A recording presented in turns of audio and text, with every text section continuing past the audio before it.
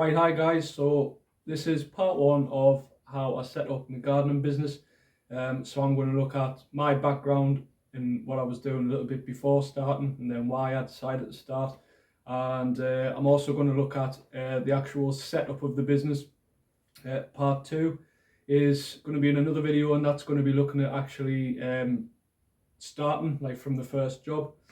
And then growing the business. So for those of you who don't watch the channel, I've been doing this only for about 5 years now, and the YouTube channel's grown really nicely.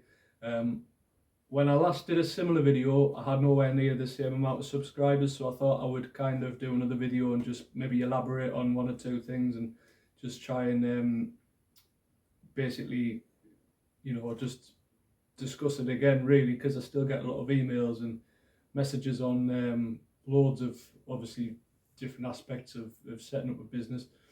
So I just thought I'd do it in two parts and go into detail in some respects.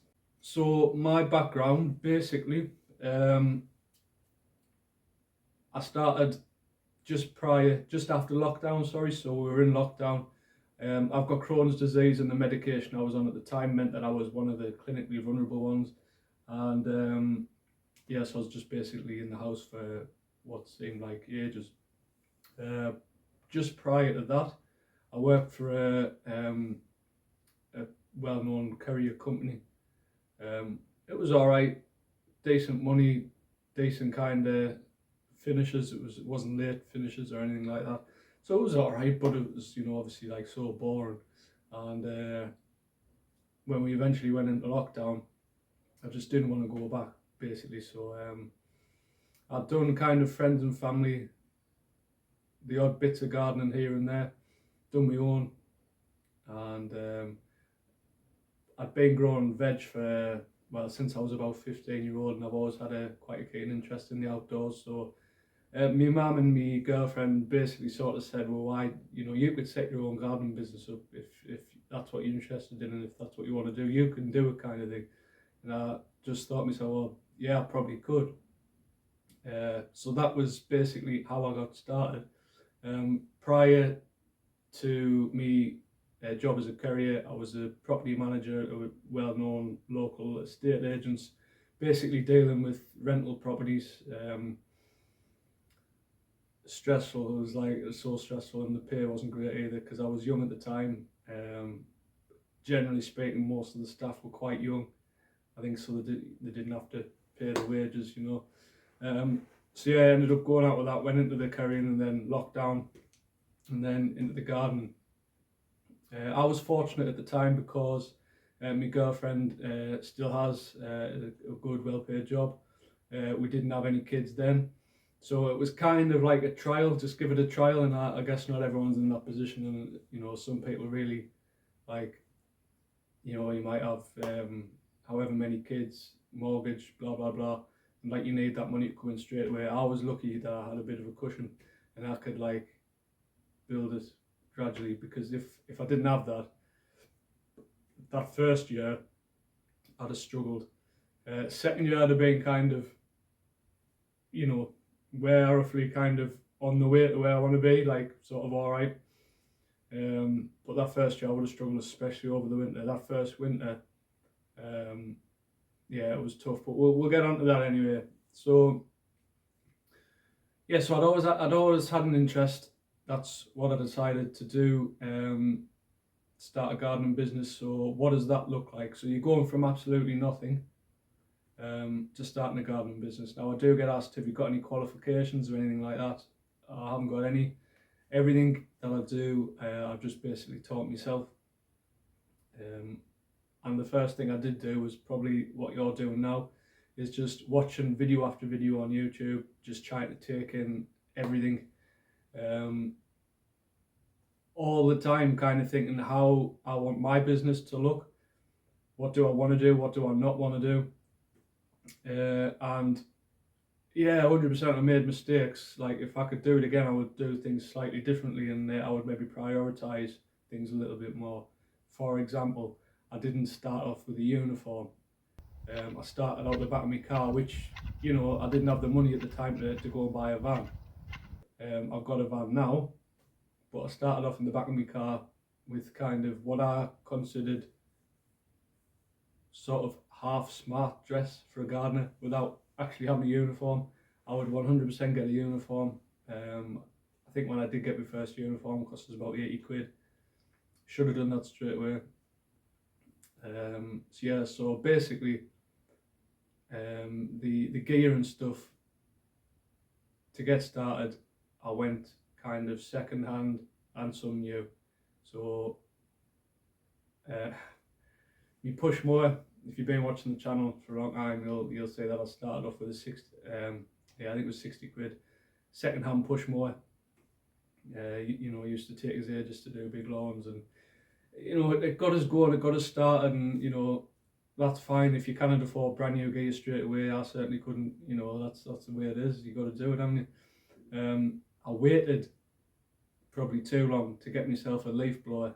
I would definitely have got one of them straight away, because that just made life 10 times easier.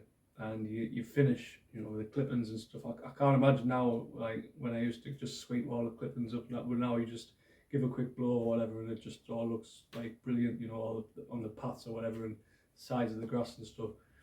So yeah, some new, some second hand. I bought the combi Hyundai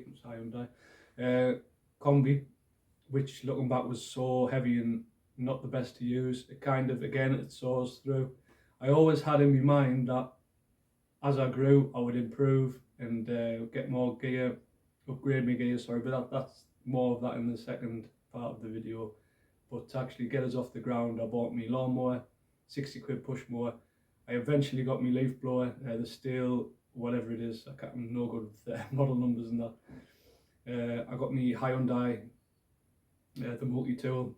Mainly used it as a strimmer because I did try cutting a hedge and it was just so heavy. So I ended up getting I can't remember timelines and stuff, but fairly early I got me battery hedge trimmer, my HLA 56 hedge trimmer. I was kind of priced out of the kind of the models above. So I made do with that, and that's absolutely fine. I still use that now. And then obviously all the, you know, the bits and pieces, your spades, your forks, your rakes, you know, all that kind of stuff. Most of that was just kind of either second hand or cheap, you know, spades and stuff. And again, it got us going. It was absolutely fine. So that's what I basically looked like. So that was the start, but I didn't have any customers. So what did I do to get customers? And this is the question that I get asked over and over and over again. So what did I actually do to get customers? Well, two big things. I set up a Facebook page and I posted before and after pictures of my garden. I think, I'm just trying to think back now. I think I did a couple of friends and families, did before and after pictures just to get something on there. Just to show people, you know, what you can do. And then as I started to get customers, I would always take before and after pictures and then like post them just to keep kind of building it up. So Facebook was a big one. So I got as many friends and family as I could to share my page. Wasn't crazy amounts of people. It was enough to kind of just sort of get it out there. But for me, I'd say like the biggest thing was the next door neighbour app. I don't use this now, but at one stage I was getting like 50% of my inquiries from that app, and at the time it was free. It still might be, so you know, do have a look at that. Again, I kind of set up a bit of a page, and what was good about that is you could target areas. Obviously Facebook's universal, it just goes out there. With the next door neighbour app, you could, as I say, just if you wanted work in a certain place, you could like tag that place in or whatever, and everyone who was on that app from that area would see it. And that was unbelievable. I was getting so many inquiries from that. Now it's all word of mouth. I do keep putting on Facebook from time to time just to kind of keep it active in case people do click on it, which they do. And I want the posts to be like semi-recent, just so they know like I'm probably still going, because it's no good if people are clicking on and they see a post from 2 years ago, they're probably think, oh, he's stopped gardening now, so they probably won't message you. so it's semi-active. I don't post all the time. Business cards were another one I didn't. I think I put a couple of leaflets in a couple of different places. I'm not sure how effective they were, but I got some business cards from Vistaprint, and obviously people do ask you for them, and it looks better if you have them. And yeah, even now, like I just dish them out like when people ask for them. I left them in a few different like shops as well, local shops. So that, I think that was probably important. But it's so important to get kind of everything right in terms of like if you're posting something on Facebook, make sure it's all spelled correctly. You know, like such basic things like capital letters, because if you do a half-assed kind of post or something or whatever, people will just look at that and they'll probably think, "Mate, you can't even do that. I'm not going to trust them to do my garden." Now I get, you know, everyone's levels of skill levels and stuff are maybe different in terms of kind of, I don't know, literacy or whatever. But if you're not confident in you know, get someone else to help you, and you know, just there are ways and means. So that was really important. So eventually, the calls started trickling in. So let's talk about sort of the first month. So the calls started coming in. Now I can't remember numbers off the top of my head, but I didn't go from nothing to being like super busy overnight. You know, it did take a little bit of time, but as I say, I was fortunate enough to be in a position where I could gradually build it like that. But I would say after about a month and a half to 2 months, I did have a kind of a, you know, a half decent little round starting to build, and you know, I was earning enough sort of, for me at the time. It wouldn't have been enough to pay all my bills or whatever. That certainly came in the second year. So I started in the April, which is a pretty decent time to start. That's when people are well and truly thinking about the gardens. I've had a few emails kind of, you know, should I start in the winter? I wouldn't, but if you have to, you have to. You know, if you've literally got nothing else, you got no job now, then by all means start then. But you know, winter's a bleak time in those early days, I'm not going to lie. That first winter, so I started in the April, went through the summer and all that, building up around, building up my customers. Word of mouth was a lot of it. So, you know, obviously if you do a good job, people will tell people, and you will, you know, you will get work. If you do a good job, you will get work, as simple as that. That first winter I bought a pressure washer and did driveways, and that kind of saw us through. You know, it kept things ticking over alongside a couple of bigger jobs. But you know, the first winter was tough. Now what I do, and I've spoken about this before, I do a winter fund, sorry, in each month I put away for that winter fund.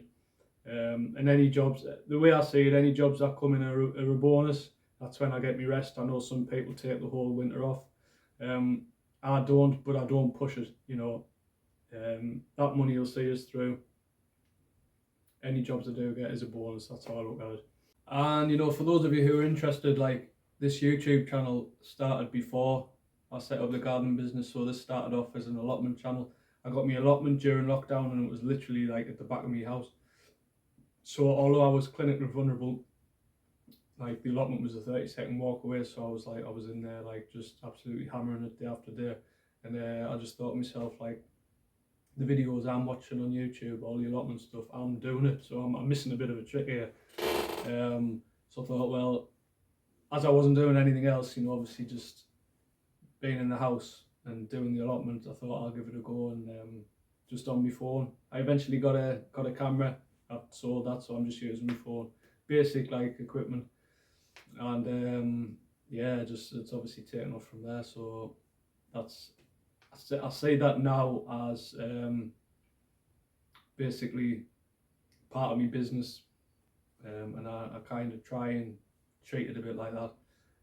Try and prioritise it, because it's so easy just to sort of neglect it, because the amount of work and effort that goes in. basically the time you put in, you get nowhere near the gains back. I do make some money on the channel, but as I say, like for the the hours you put in, it's nowhere near. So I do enjoy it. So that's a big part of it. If I didn't enjoy it, I would find it quite a struggle, I think, because it's just. Now I'm sort of seeing, like, what is it? I'm averaging a couple of hundred a month, which is unbelievable. Like, I didn't think I would get anywhere near that anytime soon. I mean, I think this channel is about 3 year old or something like that. So, I mean, I was reading some statistics like about YouTube channels and stuff, and like, it's a crazy small percentage of channels are actually like monetized. But my God, did I have to put the hours in and still do it? It's crazy. And even then, like, it might not have gone anywhere. So I said to myself, I'll absolutely hammer it for the first year, see where I'm at, and then I'll either keep going or stop. And luckily, people yourselves are watching, and it's unbelievable, really. Like, people just kind of watch what I do and stuff, and some of the vast majority of comments and people are just, it's so nice to kind of chat and see how people do things as well. I've learned so much just from the comments, so that's a little shout out to everyone, just to say thanks for watching the channel, really, and helping me along my way as well. Because what I do with the channel is I pretty much document everything. That's all the mistakes as well, and it's a vlog essentially. It's not necessarily a how do you do it. There's obviously videos showing you how to do things, but it's my, I don't like the phrase, but my journey as a gardener, like the good and the bad. So, like, that's the way it is. So if you want to head over to part 2, this is going to be from kind of how I got going, basically. I know we've talked a little bit about me just getting started, but I'm going to kind of elaborate on that a bit more and talk about actually like growing the business. All right, thanks for watching. I'll see you in the next one. Cheers.